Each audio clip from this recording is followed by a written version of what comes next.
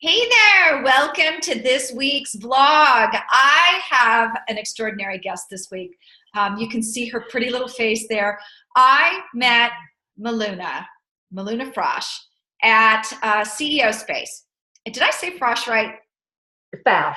Fausch, I'm so sorry. Got it. Okay, so Miluna Fausch, I never can say names right, but I met her at CEO Space a couple months ago, and Mhm. it was an amazing adventure. She is the funniest coach I've ever met, and when you hear what she does, you'll understand why. So Mm. Miluna, to her, all the world is a stage. She has years of experience in show business, the corporate arena, in sales, and as an entrepreneur. Known as the pitch master, Dr. Miluna brings showbiz magic to presentations of executives, techies, funded startups, and salespeople to increase their sales while thriving in a cross-cultural, collaborative business environment. She has a BS in music business. I didn't even know that was a thing. And a PhD in holistic psychology. She's a voice works associate and a certified level 3 somatic voice work coach. My gosh. So, Miluna, welcome.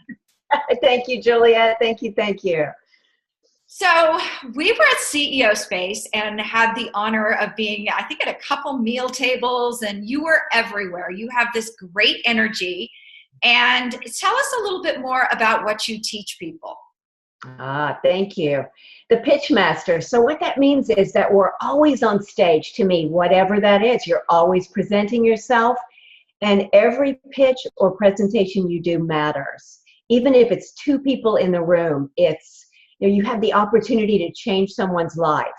So my goal is not to get people with those feedback forms afterwards. Wow, best PowerPoint I ever saw. No, that presentation changed my life. That's the difference between amateur world and professional world. That's the difference between getting noticed, getting promoted, getting the board seat, getting your startup funded. Awesome. Awesome. So tell me a little bit. You were telling me about a passion project you have. You're a screenwriter or play. Which one is it? You do something with plays.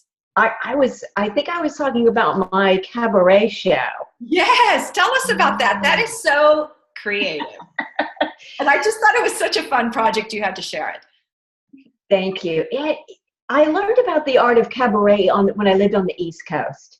And actually, I was in the living room of the lady who founded the Cabaret Network of Washington, D.C. And so for those of you who know, a cabaret is an art form. In my case, it's singing, it's storytelling, it's jokes, and it's crafted around a particular theme, usually. So I've written a couple of shows when I was on the East Coast. And the next show that needs to get birth, that I need to give birth to, is something about Silicon Valley, all about technology and how I think we need to reconnect, how the disconnect is not really working. So I have some pretty funny stories. I'm taking notes. I always have my notebook with me, whether I'm driving around on the train, listening to people. And I want to shine a light on some of the things that I think humanity needs to balance out and reconnect with each other. That's so awesome. I love that idea because we work with a lot of writers about carrying that notebook around. I have one by my bed. I don't know why.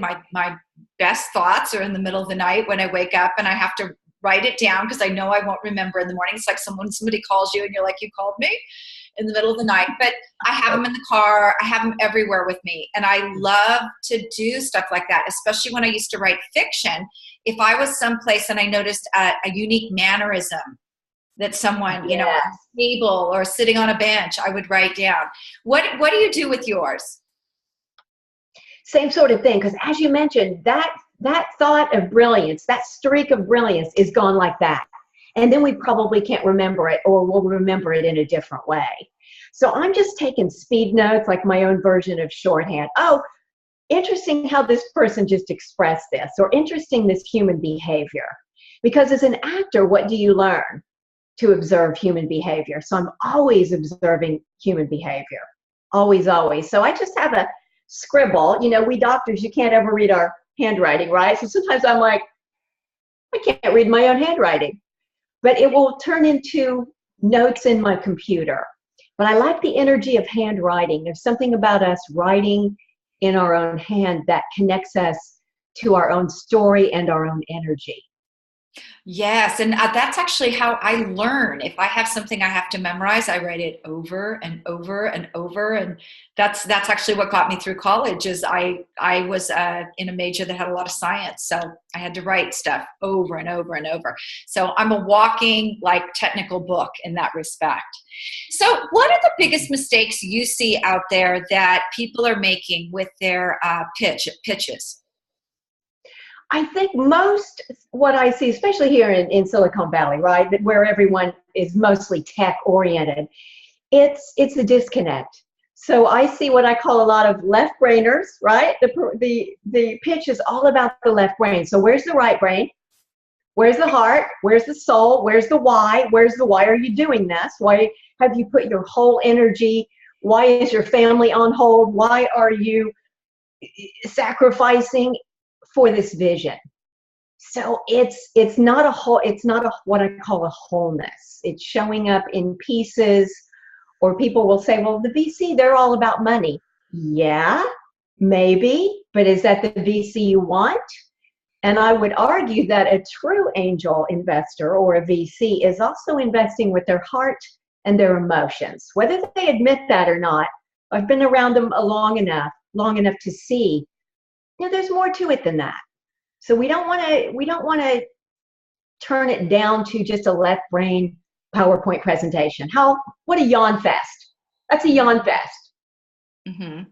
So for lack of a better word, they can translate the technical, but the passion is probably missing, the emotion behind it, which, you know, for us right brainers, it's all about the passion, and sometimes there's a disconnect in the other way. So how do you correct that? That sounds like something behavioral where they actually have to connect in some way to something they haven't tapped into before.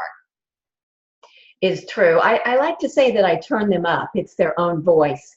So I do a lot of the things I learned as an actor. Like one of the techniques you shared earlier for memorizing or really getting your material down is to handwrite it.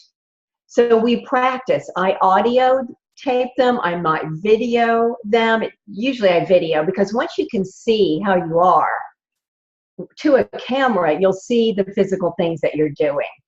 A lot of it might be physical or just breath work. And we need to stay in what I call the whole body. Because what happens is we get all excited and then we become up here the talking head. And that's where we lose the passion, the why, the heart, and it just becomes rather technical.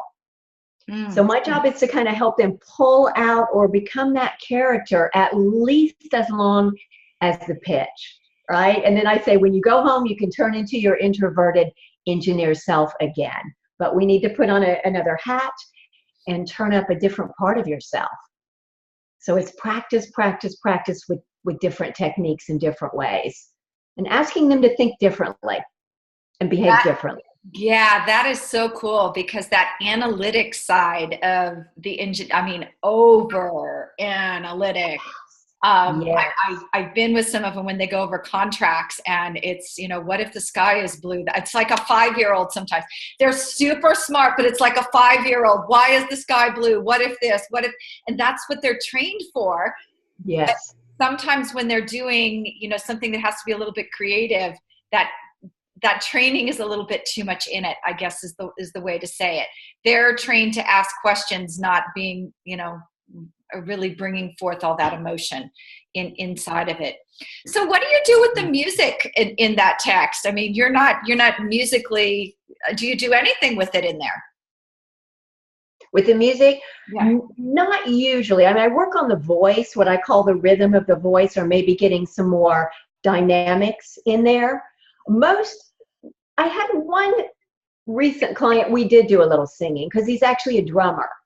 And so even though he's very left brain and he runs a major company, I played a little bit with the music with him. But that's kind of rare. Most people are already afraid to public speak, right, and pitch. So if I said they were going to sing, they would probably run screaming into the night. Very good. So do you help them with their presentations as well, or is it just the delivery? My genius is the delivery, but I will help rearrange a pitch deck, think of new words, rearrange it, do it in different ways. I don't really like to write the presentation or pitch. I like them to come to me, and then I will polish and tweak it. Very nice. Because there are some, there's some people out there who do very, very nice pitch decks. So the tweaking, a lot of times it's that verbal delivery. Are you using words that are drawing emotion, discover, all those, probably the same words you use in copywriting. If Very similar. Yes, they need to be very on purpose words, I call very intentional. Mm-hmm. So even though our body language and the delivery is really the key, as you know, the words matter. So there may be one word that could just turn somebody off like that, and we need to take a look at that. So I'm really listening with supersonic auditory ears as to the words, how they're delivering it. And what's so interesting about that is it's so important as well, is in the marketing world, we do A/B split testing to test those words. You only get one shot at this. It's not like you can test it and go, whoa, wait a minute, that didn't really resonate. Let's go do it again. So that extra ear that is trained is very, very important in that sense, because you only get one shot in front of an investor. And a lot of times it's, I'll give you 10 minutes or 15 minutes, or it's not a lot of time to do that. So, So how do you, what is an exercise you do with people? A lot of it is breathing, which just puts us in the present moment. So I'll ask them to ground or root like a tree. For many people who are not so maybe visual or don't use their imagination so much, although I would argue that most of us are if we just open up to that. So it's posture, it's breathing, and it's kind of clearing that mind, all of those, 65,000 thoughts per day, that our minds just go nonstop. So it's slowing down enough and giving ourselves the time to be in the moment. And think of it like this: when you see a great performer or a singer that you absolutely love, when they finish the song, do they rush off the stage or do they hold the moment?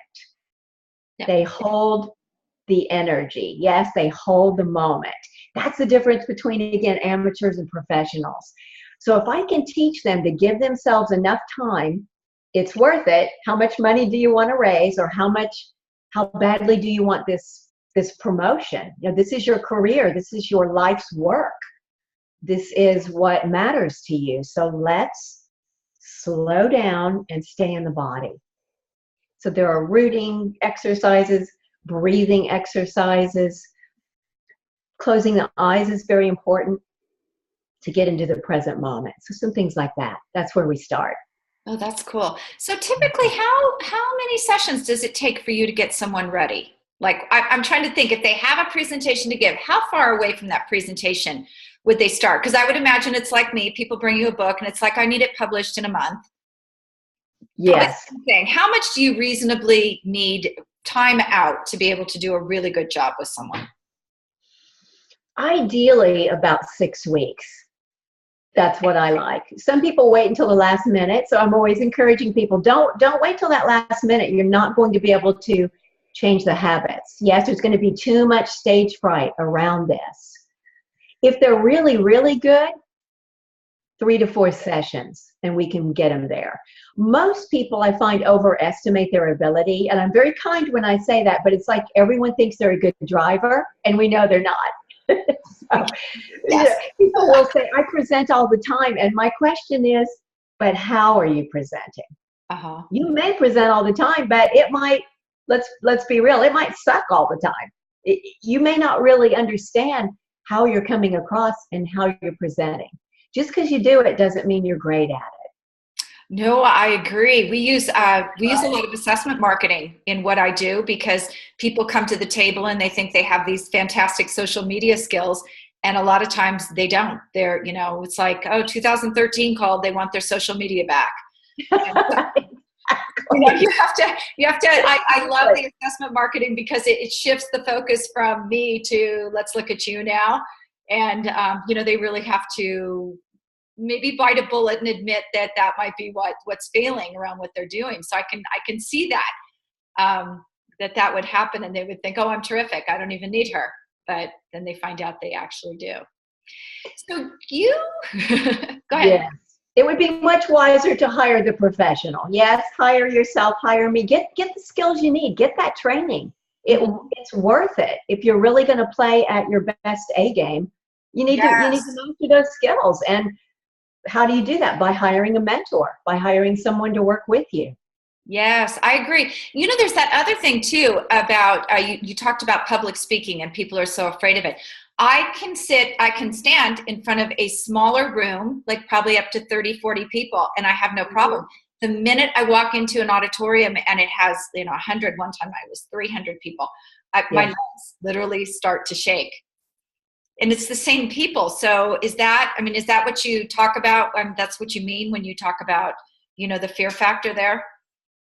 Yeah, and it's really just a mindset. And so I encourage them to act like every performance, or however you want to look at that, every time you speak, it's really the same. Even though there might be 300 people, there might be 10 people, is it not really the same? It actually is. And when you're connected to the audience, you'll reach all of those people, regardless of if there are few or a few hundred. So once we can get out of that ego and get more in the body and stay more in our power center, or whatever you want to call that, the more effective you will be. And so the numbers, when you look out there, don't really change. The platform and what you're the expert. So you're the expert in front of 10, just like you're the expert in front of 10,000. That is so, so very true. So you have an offer for us today, and I'd love to hear about it. What I did is I have what I call a foundational report for those people who really want to start thinking differently about how they're presenting and how they're pitching. It's called 5 Steps to Command Any Stage. Ooh. And so I'm going to ask folks who are interested in, that's my offer number 1, to email me. So it's Dr. Miluna without the period. So I probably should spell it right. My name's kind of funky. DRMILUNA at milunafausch.com. So MILUNAF, like fantastic, AUSCH.com, or just go to milunafausch.com and they can reach me through the contact form. Oh, very, very nice. And we have Freebie Friday every week, so you're welcome to post that on there as well, so they can grab that free report. That's fantastic. Thank you so much for being on today. I wish you would have told a joke or two or danced. You're always so funny when I see you. I think that'll be during the cabaret show. Yes? Okay, so you're going to do that online for us. And I'm not even sure of the title yet. So one of my first cabaret show was Bad Girls. So that gives you an idea. Wow. Old jazz about a lot of famous femme fatales and women throughout society. So I always like to be a little sassy. I would agree with that statement very much. That's what I love about you, is you're always a little bit on the sassy side, but that really helps with what you do as well, I'm sure. It makes it more fun. Okay. Unlike some coaches, I'm a lot of fun. I bet you are. Well, thank you so much for answering those questions today, and we'll see you soon. Thanks so much, Juliet.